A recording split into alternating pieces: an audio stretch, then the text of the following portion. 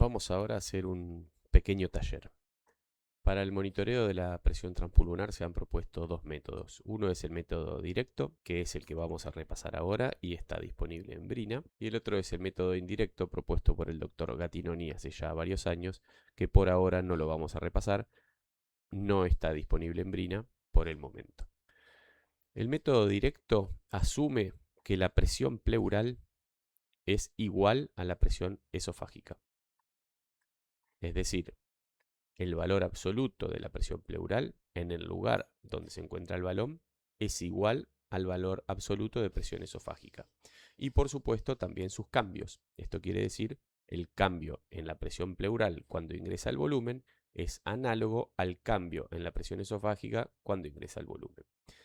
Teniendo esta consideración en mente, es muy sencillo entonces estimar la presión transpulmonar a través de la asunción de esta igualdad. La presión transpulmonar habíamos dicho que es igual a la presión alveolar o de vía aérea menos la presión esofágica. Habitualmente uno estima o calcula con el método directo la presión transpulmonar al final de la expiración, realizando una pausa de fin de expiración, y también la presión transpulmonar al final de la inspiración, realizando una pausa de fin de inspiración. Habitualmente cuando encendemos y calibramos el ventilador Brina, esta es la pantalla de inicio. Para el monitoreo de la presión esofágica necesitamos ir a la pantalla dedicada al monitoreo de presión esofágica, en la cual vamos a tener de arriba hacia abajo presión de vías aéreas, presión esofágica, presión transpulmonar, o sea la diferencia entre la de arriba y la de abajo, y el flujo. Recordemos que habitualmente, como dijimos hace un momento, se monitoriza la presión transpulmonar de fin de inspiración y de fin de expiración, para lo cual es necesario realizar pausas u oclusiones estáticas. En Brina esto se puede hacer de dos maneras, de manera manual, con los botones dedicados, o con un software que tiene Brina dedicado, que ahora lo vamos a repasar. Vamos primero a hacer una pausa de fin de inspiración, manual. La pausa es manual, uno la puede dejar el tiempo que quiera, habitualmente entre un segundo y 2 segundos es lo recomendable. Como vemos, el cursor nos muestra que la presión de vía aérea luego de esta maniobra, o sea la presión plató, es de 26 centímetros de agua, 26,5. La presión esofágica de fin de inspiración es de 8,4 y la diferencia entre estas dos, que es la presión transpulmonar, es de 18 centímetros de agua. Vamos a aclarar algunas cosas. El modo es volumen control. El ventilador coloca un volumen conocido en el sistema, que para el caso son 230 mililitros. Lo que vemos es que mientras el volumen va ingresando al sistema, la presión se incrementa hasta llegar a la presión pico. Luego de alcanzado el ciclado, eh, debido a que presionamos el botón de pausa de fin de inspiración, el ciclado no se produce y se genera en ese momento una pausa manual. O sea, las dos válvulas están cerradas con el volumen adentro. Esta es la presión plató habitualmente conocida, de vía aérea. También podemos ver que la presión esofágica, en la medida que ingresa el volumen, también asciende. Este incremento en la presión esofágica es consecuencia de la retracción del tórax. El tórax es una estructura elástica que cuando ingresa volumen en él, cambia la presión de distensión. En este caso vemos que tiene recoil positivo, ¿sí? Debido a que en la medida que ingresa el volumen, la presión es siempre incremental. En el momento en el que se alcanza el ciclado y sobreviene la pausa, vemos que también hay una plató esofágica, ¿sí? La diferencia entre la plató de fin de inspi y de fin de expi no es otra cosa que el gradiente de presión de retroceso elástico del tórax para este ingreso de volumen. La diferencia entre la plató de vía aérea y la PIP total no es otra cosa que el gradiente de presión que se genera en el sistema tóraco-pulmonar por el ingreso del volumen. De manera que una parte del retroceso elástico de todo el sistema está dada por el retroceso elástico de la caja torácica, el cual podemos monitorizar directamente con el balón esofágico.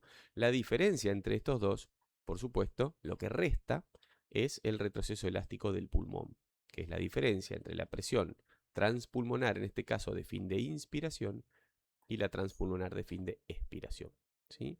Por eso se denomina método directo o de sustracción. Directo porque asume que el valor de presión pleural absoluto es igual al esofágico, y de sustracción porque el método consiste en sustraer al gradiente total de presión del sistema el gradiente de presión del esófago, o sea, de la caja torácica, y la diferencia es, o sea, lo que queda es el gradiente del pulmón, ¿sí? En este caso, esta es una de las maneras que tenemos, sin el software dedicado, de acercarnos a en este caso, conocer la presión transpulmonar de fin de inspiración. Si hacemos una pausa de fin de expiración, podemos acercarnos a las presiones transpulmonares de fin de expiración. El cursor se para automáticamente en el final de la expiración, de todos modos uno lo puede correr, y lo que vemos entonces es que el valor de presión de vía aérea de fin de expiración es muy cercano a la PIB programada. El valor de presión esofágica de fin de expiración es negativo, en este caso vemos menos 1.3 centímetros de agua. La presión transpulmonar de fin de expiración, entonces va a ser la diferencia entre la vía aérea y la esofágica, que nos da 7.5, ¿sí? Esto quiere decir, para este ejemplo, en palabras sencillas, que al final de la expiración el pulmón está distendido, tiene recoil positivo. Esto quiere decir que vamos a utilizar ahora la maniobra dedicada porque arroja algunos otros parámetros. Debemos ir a maniobras, mediciones. Vamos a abrir el pop-up de manometría esofágica. Lo primero que nos pregunta cuando entramos a la pantalla es si queremos realizar la prueba de oclusión. Es una prueba que sirve para chequear el correcto inflado y posicionamiento del balón. Lo vamos a ver más adelante. Lo que vemos en pantalla es la pantalla dedicada para el monitoreo de manometría esofágica, que básicamente lo que va a hacer el ventilador es una doble oclusión, una oclusión de fin de INSPI y una oclusión de fin de EXPI. Nosotros podemos programar el tiempo que queremos para cada una de las oclusiones, y estos son los valores que nos va a arrojar el software. Vamos a presionar el botón iniciar. Básicamente hace lo mismo que hicimos nosotros de manera manual, pero ahora automática, y nos arroja más valores que los que nosotros veíamos recién. Por supuesto, los valores que monitorizábamos recién nos van a dar el mismo valor. Una presión transpulmonar de fin de inspiración o presión plató transpulmonar de 18, una transpulmonar de fin de EXPI de 7.5. La driving pressure transpulmonar es una variable súper interesante, que es la diferencia entre estas dos. La compliance del pulmón y la compliance de la caja torácica. Como veíamos en la conversación anterior, uno puede utilizar la presión esofágica para monitorizar en determinadas situaciones la condición mecánica del paciente, sobre todo para tener información respecto del estado del pulmón al final de la expiración y al final de la inspiración, situación que es habitualmente demandada en un paciente que tiene pérdida del volumen pulmonar del motivo que sea. Puede ser por obesidad, por hipertensión abdominal o por distrés respiratorio, neumonía, lo que sea. Cualquier condición que favorezca el colapso de fin de expiración, siempre es deseable tener presión esofágica para monitorizar la presión transpulmonar de fin de expiración y de fin de inspiración. En términos sencillos, uno podría decir que el monitoreo de la presión transpulmonar de fin de expiración nos sirve para titular PIP, y el monitoreo de la presión transpulmonar de fin de inspiración nos ayuda a programar el volumen corriente. Vamos a generar ahora una situación en la cual la presión esofágica sea mayor a la presión de vía aérea. A ver qué sucede.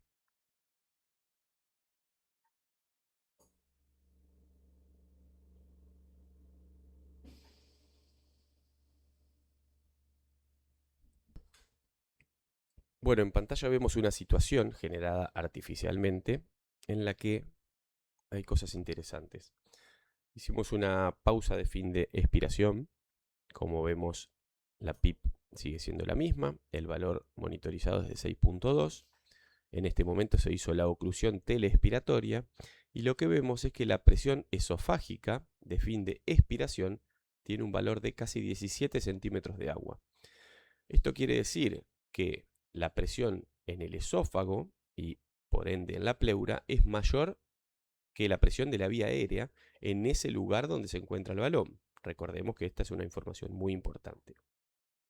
Si la presión de afuera es mayor que la presión de adentro, Esto quiere decir que el pulmón o la vía aérea en esa zona, y probablemente desde esa zona hacia dorsal, está colapsado debido a que tiene una presión transpulmonar negativa.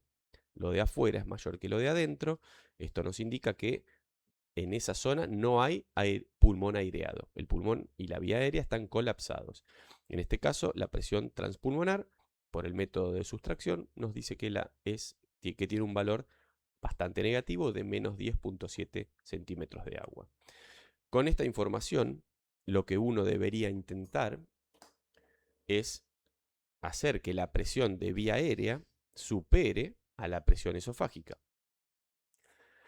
Hay varias cosas a considerar, pero uno podría decir, para hacer sencilla la interpretación, que un camino que tenemos para hacer que la presión de vía aérea de fin de expiración sea mayor a la esofágica y de esta manera la transpulmonar supere el cero, un camino sencillo es incrementar el nivel de PIP.